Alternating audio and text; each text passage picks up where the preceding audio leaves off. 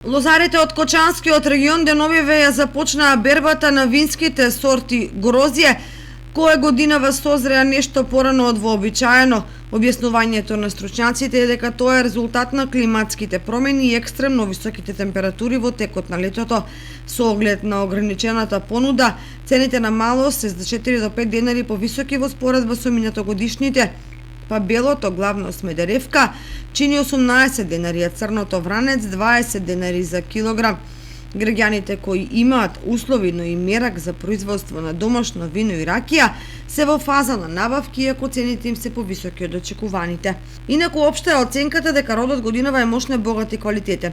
Во некои реони, поради градот, во текот на август регистрирани се одредени оштетувања кај зрната, меѓутоа сето тоа е на мали површини. Според сите параметри, годинава ќе бидат задоволни и лозарите и потрошувачите. Иако Кочанската котлина не е лозарски регион, сепак во неколку редести реони се одгледуваат сорти грозје кои според своите карактеристики се меѓу најквалитетните во државата.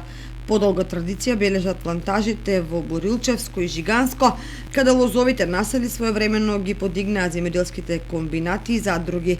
Во последно време се поголем број индивидуални земјоделци инвестираат во подигање лозови насади и мали винарии, што ја зголемува конкурентноста од квалитетен и квантитативен аспект.